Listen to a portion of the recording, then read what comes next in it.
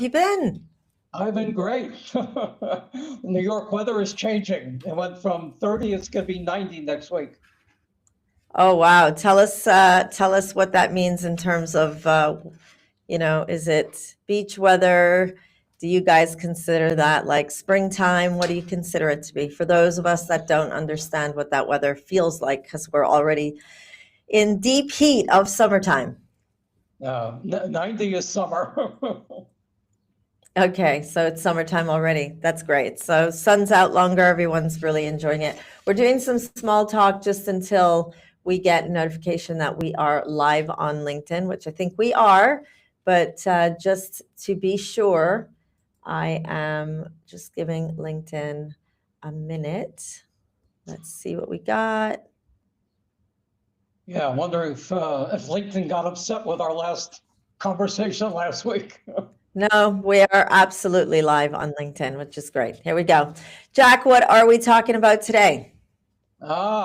This is your technical expertise, the concept of happenstance. You introduced that to me last week. I had never heard of it, and I live my life that way. My entire career was built upon that inside out, upside down, backwards. And I think you're going to give us a little bit of background on it, and then I'll tell you how I got to where I got to. I love that. Okay, so I definitely took some notes because I don't want it to become a theoretical lesson here live on LinkedIn. But I think it's important when you were telling us about how you found your way through your career, it just made me think of Crumbold's career theory called the happenstance theory. And basically what it means is that it's like chance events that happen over one's lifespan. So I guess you could describe it as, right place, right time, right opportunity, all coming together, and it works out in the individual's life. And at the same time, it could also be a positive experience, or it could also be a negative experience. But what you want to remember is that when we think about happenstance, it helps to help students and adults kind of feel like it's okay not to have a concrete plan because things happen, and you want to definitely be agile and be resilient. But at the same time, it's so unpredictable, you need to accept that you won't know the full path ahead. It'll kind of unfold itself. Now, definitely, I've just kind of like trickled into it. There's so much more depth to it, but we have to consider the pros and the cons of not really having a strategy. And you know what I've realized, Jack, in having conversations with adults who have gone through a part of their career, when I talk to them about teenagers, they constantly tell me, oh, they shouldn't have a plan. They should kind of figure it out. I figured it out. And I think that, that kind of brings the whole purpose of life. It's like we don't have, our little crystal ball. We can't tell exactly what's going to happen. Definitely, we need to have a part of ourselves understanding that we won't have the whole plan set out. We do need to be resilient. But what we learn with happenstance is it's not an equal, equitable experience for everybody. So remember, if we're looking at happenstance and understanding that it's, chance events, the assumption there is that you have the right social circle, you have the right financial health to put you in the right places at the right time, or meet the kind of people that can open up those opportunities for you. So I think there are lots of assumptions when we're looking at the theory of happenstance. We also have to consider, is it fair that we retell the story of our careers and say, it all worked out for me. I just kind of let life kind of go with the flow, when you are not able to compare your situation with another person's situation. So I think that is one of the areas of caution that I would help people understand when we're kind of letting life take its course, and realizing that you can't compare your situation, those unpredictable opportunities, and expect that that was your strategy and that strategy would work for another person. Because, like I said, you have to remember some of the assumptions. Your opportunities are not always the same types of opportunities that another person would have. And I think the right word to say, Jack, is access to. So for anyone thinking about, not having a strategy and just letting life unfold, you need to remember that there are certain uncontrollable biases that you might not be aware of because they're in your blind spots. And when you're looking over at another person and saying, well, it worked out for them, then you need to make sure that you understand that they might have access to a social circle or a professional circle or a financial health opportunity that you might not have access to. So it's almost saying, what I'm trying to say is you cannot compare your journey to somebody else's journey and say, well, it worked for me, it can work for you. So happenstance, I think, is a great theory. I think it helps to normalize a student's historical kind of journey. It helps to normalize why things might be working out for another peer, another student, or even when we're working with adults, if you're reflecting on your opportunities, happenstance helps you normalize how that opportunity came to life for you, helps you connect the dots to those things. It also encourages students and adults to be more curious to what's actually happening around us. And I think this is one of the obstacles that I see when we have very rigid strategies or very rigid plans. It's almost like we've got these filters on and you're looking only at the actions that lead you towards a successful goal that you have planned out. Happenstance teaches you to really be in the present, look around what's available to you. What are you always saying no to that might offer you new opportunities? What's grabbing your attention in that external environment that might lead you down a different path? I think happenstance does that really, really well. It also helps students understand that your challenges today don't mean that they will be your hindrances in your career tomorrow. So I think happenstance helps adults and students understand that as well. And I think finally for me, and I'll end it on this, is that it also reminds students and parents, adults, that they should look at some of those blind spots through a different lens. So we tend to compare ourselves, particularly when we're in our careers, right? We tend to look at the education that we had and compare it to somebody else's education, or your years of experience and you compare it to somebody else's years. So with happenstance, it teaches students and adults to kind of go, okay, those looked similar on the conscious level. Now let's look beneath the surface. Remember the iceberg in the Titanic? We saw the tip of the iceberg, but we didn't see the bottom, that invisible part. So happenstance, when you're really using it consciously, you're able to go, okay, on the surface, these things look similar. I can compare degree to degree, grade to grade, internship to internship, experience to experience. But beneath the surface, what are the opportunities that this individual had just because they had access that you might not have had access to? How is that for a trailer version of happenstance? And I have to say, any career theorists out there, they're probably like, oh my goodness, she totally didn't get into it enough. This is not a degree session. I'm not teaching the theory. I kind of want to give you an understanding of it. How did I do, Jack? Tell me if you now see it through a different lens. Well, let me start with this. Something you may not know about me is that I once made a Columbia University student cry. Oh, I didn't do it out of cruelty. I did it out of truth. Okay, and you know what? I would do it again. Let me tell you the story. Many, many years ago, I was working at Gray Advertising on the Fruit of the Loom account. I get called down to the HR director's office, Bill McElwain, who I knew fairly well. I go down there and I'm going down 10 flights, and it's like, oh my God, what did I do now? I go past the secretary, Joanne, and she looks at me, she goes, go right in.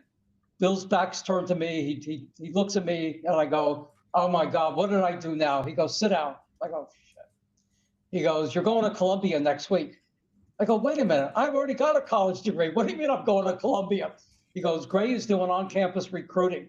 You're going there to represent Gray." I said, "Me?" I said, "I don't have an Ivy League degree." "No, don't worry about it. You know Gray really well, and you got a big mouth. Get out of my office, Joanne. I'll give you the information." I go, "Bill, wait, this is not a good idea." He goes, "Get out of my office." I go to Joanne. She gives me the information. I'm kind of nervous and pretty intimidated. Like, what am I going to do at Columbia? If you know Columbia, they've got this gigantic quad. I'm walking to the quad one day and saying, "This is not a good idea." But you know what? I got a job. They don't. So I'm figuring out what's the easiest first question to ask. Okay. "Hi, I'm Jack. How are you? Good morning." The easiest question is, why do you want to get into advertising? Right? Sit down with the first guy. His name is Joe. I go, "Hey, Joe, how you doing?" "Good." "Why do you want to get into advertising?" "Well, Jack, let me tell you. I want to get into advertising because I like working with people." I said, "What?" He says, "Yeah, I like working with people." 12 out of 12 people that day, Maria, same answer. I like working with people. Finally, I had this girl named Mary, and I said, "As opposed to what? Dogs?" I go, "What kind of stupid answer is that? Your parents are spending hundreds of thousands of dollars, and you like working with people?" I brought her to tears. Look, I felt bad for a second. Finally, she composed herself and she said, not in these terms, but, "All right, big shot. Why did you get involved in working with advertising?" I said, "Finally, a reasonable answer, reasonable idea, okay, in terms of, you showing me how you're thinking." I said, "I like working with advertising, or I got into advertising because I can control people's minds." She goes, Oh, "Oh my dear, God, Jack. that's really interesting." I said, "You could have given me anything, okay, but working with people doesn't work, right?" 12 brilliant students in front of me that day, and not one of them could tell me genuinely what draw them into this career. Okay, not one. They couldn't figure out why advertising versus any other. Okay, by the way, not one of them got a second interview. But it took me decades to understand why that moment stayed with me. I could answer the question, okay, and I thought pretty interestingly, but I didn't understand the truth behind my own answer. And that blind spot didn't start with my ad career. It started long before that. My family growing up, we moved every 3 years. I was a new kid on the block. I was a new kid in school, new rules, new hierarchy. Blending in, okay, was really, really hard. Okay. It's either blend in or stand out. Those were my only options. And I really didn't know how to blend in. So I did the only thing that I could figure out as I watched. I didn't have the language back then for it, but, reading people is what I really did.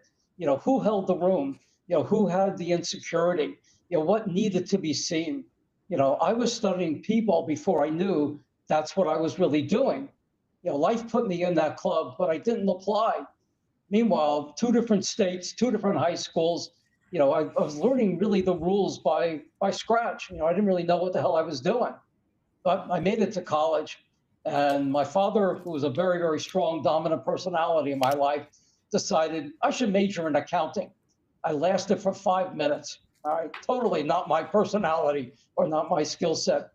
So I figured, let me experience with all the ologies, right? I tried psychology, philosophy, sociology, then finally management, and then marketing. Planned happenstance says careers are built through detours and curiosity. I wasn't collecting majors. I was collecting ways of seeing things. So accounting gave me the structure. Psychology gave me empathy. Philosophy kept me curious.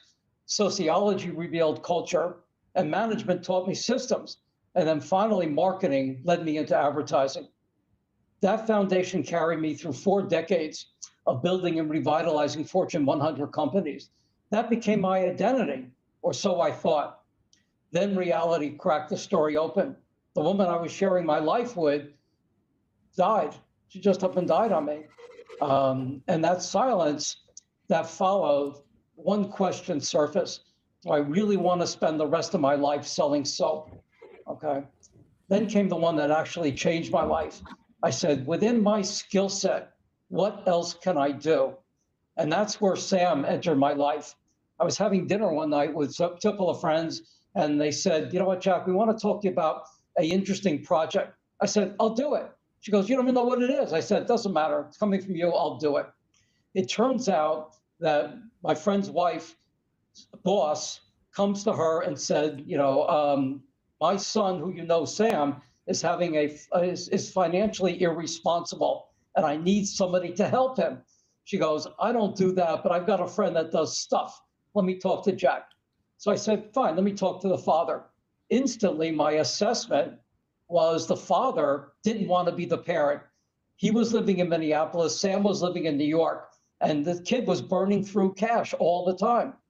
Finally, I spoke to Sam, and Sam was a really smart kid. He went to Northwestern, he was going to Brooklyn Law School, but he couldn't control his finances. Anyway, long story short, we finally did an assessment, and I figured out where the money was going. So he was spending hundreds and hundreds of dollars on Starbucks coffee. He was buying four cups of Starbucks coffee a day, 7 days a week. That money adds up really, really quick. So Sam understood, I looked at Sam and I said, you know what? He doesn't need advice. He doesn't need motivation. He needs somebody who could see what he wasn't seeing. And you know what? I could. And I finally saw the pattern for what it was. Everything I learned for doing brands and companies, seeing what made them irreplaceable and true, I could do for people. This is what I do. This is what I've always done. Advertising shaped me, but it was never where I was meant to land. So Maria, most people just like those 12 Columbia students, okay? They were talented, they were accomplished, they were driven, but they were completely unable to articulate what makes them them. And that's what I did, okay? They didn't lack the skills, but nobody ever pushed them past the answer that they needed to give in terms of who they are, what they did, what made them unique. The moving from me, the observing, the majors, seeing how brands set apart, the loss, Sam, all of it was preparing for one thing. I see things other people miss. And that's how I help people see what they can't see about themselves. And that's the career that I built. It was hiding inside every experience I had from the beginning. I just needed decades and a student I brought to tears to finally see it. So Maria, I've showed you mine, your turn. How did you get to where you got? Interesting story. I really appreciated the part where you talked about going to the university. And I have to say, I really feel for university graduates, Jack. You have to put it in this type of context. The average university student has been in very structured education systems for almost 14 or 15 years before they meet a professional like you at their first university graduate fair. And by the time they start applying for jobs, they would have been in a very rigid education system for about 16 to 17 years. So I say that, Jack, because oftentimes I hear from employers like you, Maria, they're not ready for work. They don't really understand like why they've made these choices. And my argument and my defense of students is that they haven't had the opportunity to think outside of a very rigid, structured system. So when I reflect on the story that you've just shared about going to the university and having this very honest conversation with a student, it was a transformational conversation, I would say, with her, because she probably went home thinking, this is the first time somebody's actually asked me, you know, why am I doing this? And the answer that I thought I should say, which is what I've been taught to say, the safe answer actually didn't do it for this employer. So I think that was a very, very transformational learning for her. And anyone watching this right now, I think your story, Jack, can help them reflect on their own journey of like, did anyone ever challenge a belief that you had or a thought that you had about why you made the choice? So I think that that was very useful. Now you made her cry, Jack. I don't know. I don't know if I would feel for that. But I think sometimes the tears are a physical representation of you've rattled a very deep belief of someone, and to the point where they showed emotion on the outside to let you've taken me to that limit. And maybe the tears for her that day weren't tears of like, you've hurt me, but maybe they were tears of like, oh my goodness, like I've never really had a moment to think about it. So I wouldn't personalize it, but if I were there, I'd probably have rattled you, and said, dude, you got to like stop. But Well, anyway, you know what? Let me push back a little bit. 2 points. One, people ask me what I do for a living, and you know what I tell them? I give clients heartburn. All right. I want to make them yeah. nervous. I want to make them uncomfortable because safe is never, ever a direction that you want to go after, because safe makes you what I call parity superiority. Everybody at Columbia graduating at an Ivy League school is really, really smart and they're really great, but so is everybody else. How do you differentiate? And yeah, I do rattle. I give clients heartburn, but you know what? I give them some Malox afterwards too. So, Yeah, but but remember, I do it on purpose, and that's my personality.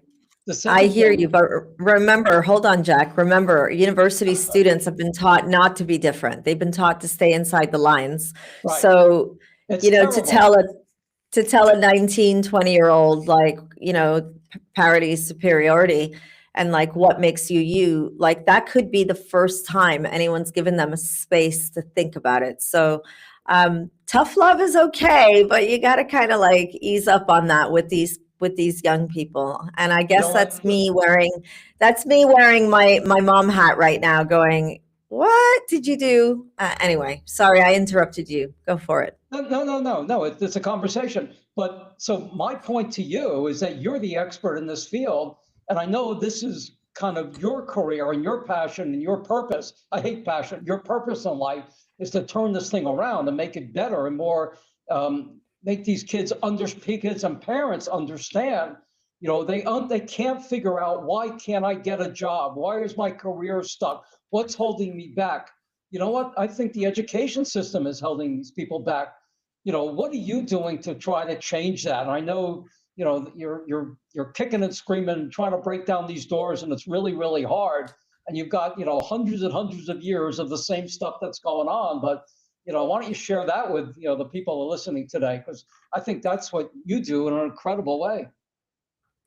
For me, Jack, I've listen, I'm not the only practitioner out doing this type of work. I think the work that we do is really important. We're not having enough conversations about what is happening in the world of work. Let me give you an example.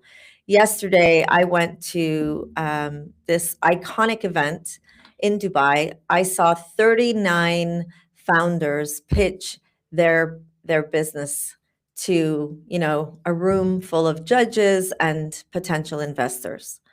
And out of the 39, I have to say a large majority, if I can, maybe roughly estimating probably about 36 of the 39 talked about their company. And the companies were really solving a problem that all companies, aim to do.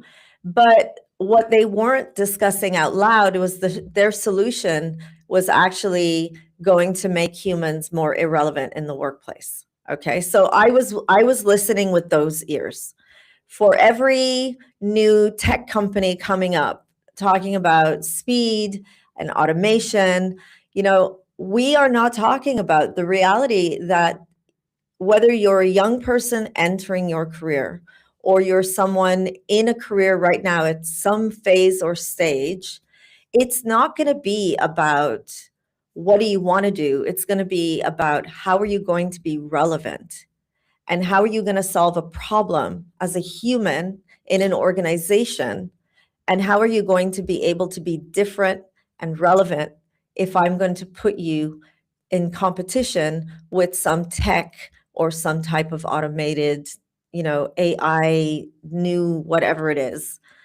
That's what we're dealing with students. So the problem that I believe people like me and you and teachers and parents are trying to solve is so much larger than what we're making it out to be. This is not about helping a teenager pick a job.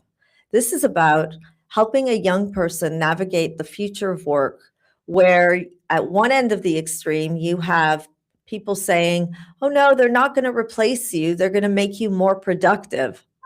Absolutely, one way to look at it. The other way to look at it is, why would I hire you if I could have this tech? I won't need to pay all the benefits that I would need to pay for you. And they work faster, they're quicker, and so on and so forth. Where are we going to help young people navigate that? So I help parents unlearn archaic, generic career advice and career opinions. I help parents understand that choosing a path forward has to be different to what it was when you were a teenager. If you are using high-tech technology to take a phone call, but you are still giving teenagers the same kind of advice that you gave when I had a telephone stuck to my kitchen wall and I couldn't take a call outside of the kitchen unless I was able to get a long enough wire that went from my kitchen wall to another room,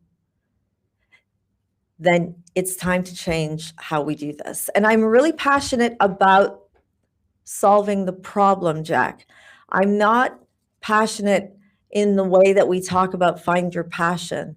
I am scared about where we're heading.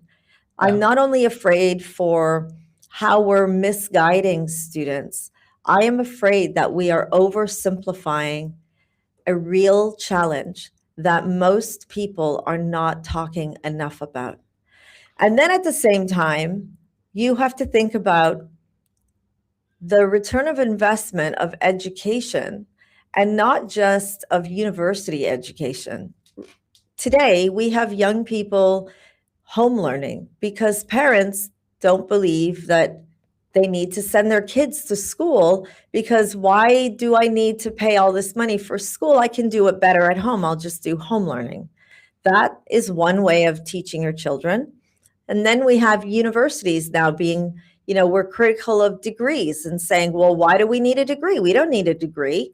We can just send them out to work and get that job done. I mean, lots of people did it. So I think what I do is not just help parents and students understand this is a very complex conversation, and there's never going to be one right way to do it, but you definitely need to take a pause and go, how was I advised in the 1900s, okay, or in the early 2000s?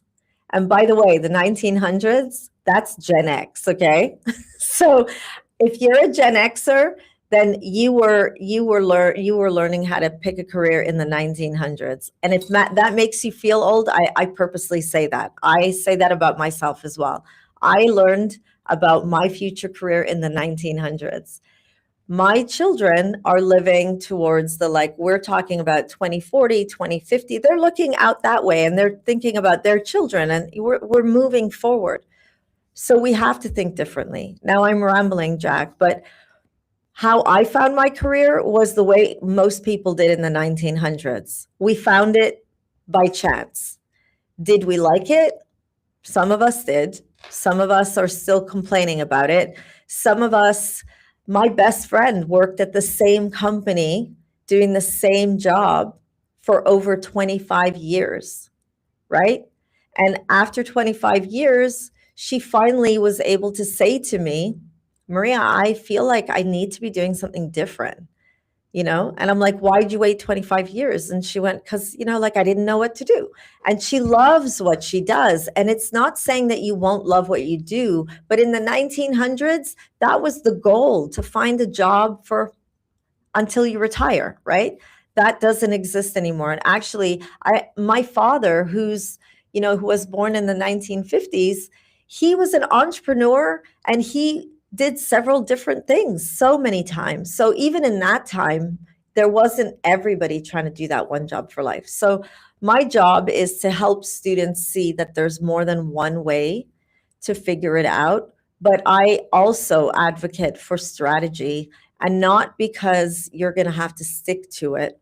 I opt for strategy because when life takes a curveball, at least you have something to land on that makes you feel like the floor is solid and not like you're going to fall through the floor. And that's what it feels like when you lose your identity after leaving a company for so long. I know I felt it when I left teaching the first time. September rolled around, all my colleagues went back to work, and I was like, I'm supposed to be an entrepreneur. What am I doing? If I'm not a teacher, like, who am I? It took me a long time to detach from that identity. So I help students understand that. But I think my biggest challenge isn't the school system. I used to think it was. I don't think it is anymore. I think it's the generic advice that we give our children at home because we oversimplify the complexities of career decisions.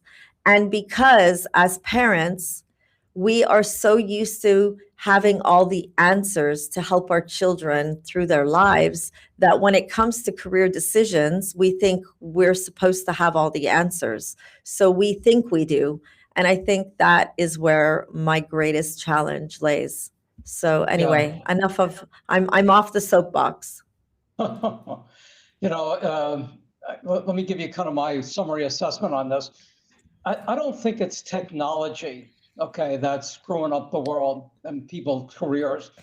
They just have never sat down and answered a very, very simple question. And the question is, why should I buy you versus anybody else? It's not technology that's pushing people out. It's other people that are pushing people out.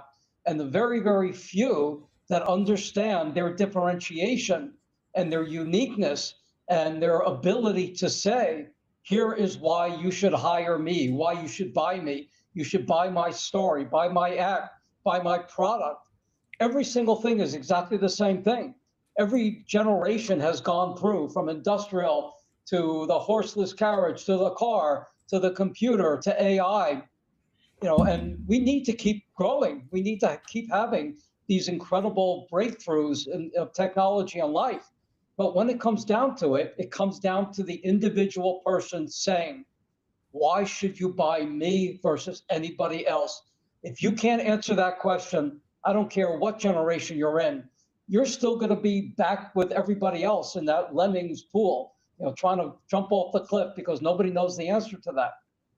Anyway, I think for me, I totally agree with you. You need a strategy, and the strategy is twofold. Number one, you got to understand who you are. And my assessment, what makes you you? Answer that question. Once you understand who you are, then you can figure out the career. My story was I had no idea who I was because my life was in constant flux, constant change. I learned by experimentation. Let me try this, let me try this, let me try this. And I hated all of those things on a 90% level. But 10% resonated with me. And I said, geez, that's who I am. I like that piece. And I was lucky enough, it took me a long time, but I was lucky enough to put all those 10% together to find a career. And even the career wasn't correct. It was a piece of that career.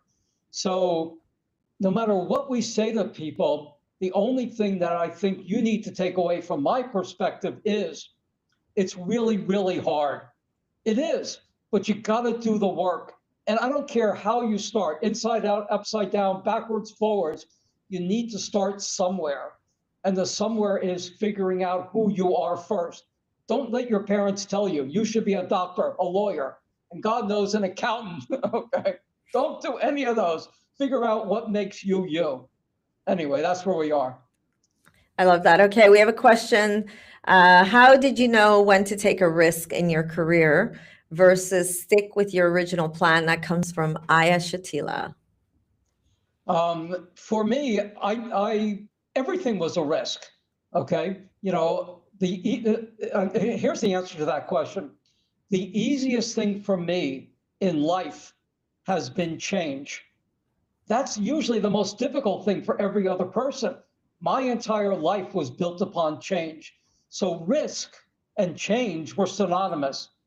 I mean, there's an old expression that Nietzsche says, if it doesn't kill you, it's something about if it doesn't kill you, if it doesn't kill you, it makes you better, right?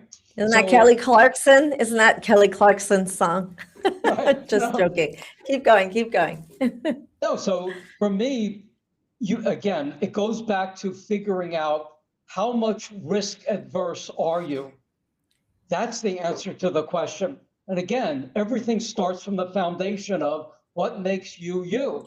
Who are you? How much risk are you willing to take? Number one. Number two, what stage in the life are you willing to risk? Okay, I was married, 2 kids, just bought a house. Okay, and was I willing to risk all of that in terms of starting something new? I did it, okay, because that was my only option. So there's not an answer to that. The answer is you've got to figure out who you are first and how risk adverse you're willing to go and at what stage in your life. Hopefully that answers that question. I think that's a great answer. I think if I answered that, I would say for me, it came with a feeling, you know. I think I align with you, Jack, in terms of like the different phases of life. So when I took the first leap of faith, it was leaving my home and moving to a foreign country because, the man I had just married wanted to move, and I was like, take me to the moon, I'll go wherever you want to. I risked every certainty that I grew up with to do that, because for me it was a risk worth taking. So for that, I would say I agree with you, with Jack, in terms of like the different phases gives you, well, it gave me, I felt safe to take the risk. It felt like a safe risk. But when it came to career, so I did 3 leaps of faith in my career. Um, in my education career. The first leap of faith, I felt like, I had just upskilled as an executive coach. I wanted to build on the communication side with my students. I felt like I was a great teacher, but my heart wasn't in the teaching. So when the opportunity came to be able to leave a classroom and begin executive work with executive coaching, where I then found my way into career development with youth, I was then getting hired by moms to come and mediate those conversations. So for me, it was the feeling of, I can't do this job anymore. Like, I really can't do it. So I have to go. So the risk, I didn't see the risk because the feeling of I have to leave this job was a lot stronger for me. The second time I took a leap was where I was leaping back into the system, and my life had shaped into, my personal life had taken a different shape, and I was back at the like hierarchy of needs in terms of like those basic needs. I needed more certainty of salary. So leaving entrepreneurship to go back into more of a salary job, I only lasted for a year before I was like, I can't do this anymore. Because I think once you're an entrepreneur, you're always an entrepreneur. And once you've experienced the flexibility and the freedom of being innovative and creative without having limitations of somebody saying, stay in your lane and do your job, I think it's hard. So I think the risk at that stage was more about the risk of losing my opportunity to solve the problem that I was trying to solve. And then I was given an opportunity because I took a risk, Jack. So that time, I would say the risk wasn't the leap of into something unsafe. The risk was the leap into the safety of what I was taught that safety would look like. But I felt like I couldn't live in that space. So then I managed to kind of merge both worlds. And then the final risk that I took was in 2022, when the reason I went back into working in an institution for the safety of a salary job was the reason I then left, because I knew that the problem of career development and youth was becoming, it was consuming me in a way that I couldn't think of anything else. And I found that it was such an unequitable experience, that why was it that one school got to have Miss V in this work? And I don't mean that with ego. I meant it with, this program is really working, but why is it only limited to this one group of students that happen to go to this school? I Right. think it should be equitable, and I want to teach more counselors how to do what I know is working. So I had to take the leap, and I had to risk my career. My leader had told me, Maria, that's not a good idea. I don't think that's a good idea. And I was like, I'm doing it, like I have to do it. When I left full-time teaching, I was told by my leader, you're committing a career, no, like this is not going to work in your direction. And at that moment, I didn't want to listen to him. After all these years, I did, leaving the full-time classroom has penalized me to go back into a classroom, because the clock paused on that experience. So if I want to teach again, I've been told, well, you haven't been teaching long enough now. So I think what you said, Jack, and I say, and I'll stop talking, is there's not one generic risk barometer. I think you have to, like Jack was saying, look at the context of where you are in your life. But for me, sometimes risk was more about being safe than it was about the unsafety of newness. So you have to define what risk means for you. I could have said that in a minute, but I'm Maria and I kind of ramble. But Jack, look at us. We promised the 25-minute. We're at 42 minutes right now. I don't see any more questions coming through. Is there anything else that we need to talk about that we didn't yet? I think we're good. I think all things careers in terms of what we're doing. We love any questions, any topics that people have. Please send them in. We'll cover that. I think we'll be on next week. We'll let you know when that's going to be. And we love sharing our experience, our personalities, our blood, sweat, and tears. Okay, with you. So stay tuned for the next time. Well, what if the next time we talk about career risk? That seems to be an interesting question. It came up last week, but using different words. It was, I think last week it was, how do we make sure, or how do we help students know they're making the right choice? So it almost feels like risk and the right choice feels like a topic that we could bring. Maybe we could talk about the risks that you've taken, Jack, and how, now that you're reflecting on them in your career, did they move the dial forward or did they move the dial backward? Maybe that's something we can bring. I'll give you the tease for next week. A risk I took cost me at least $1 million. How's that for a tease? Wow, that's a cliffhanger. Okay, Jack, we'll definitely need to jump into that. I guess that's a wrap for this week. That is it. If you're watching the replay, thank you so much for joining Jack and I. We are talking about all things careers. And this week we talked about the career theory called Happenstance. We kind of dived into it. Jack talked through his experience of career in Happenstance. And I'd love it, Jack, if we could one day meet that young woman that you talk to at the university and hear her side of the story. But it was great. I had great fun. Thank you, Jack, for being with me today. And thank you, everybody, for watching. Anything you want to say before we say goodbye, Jack?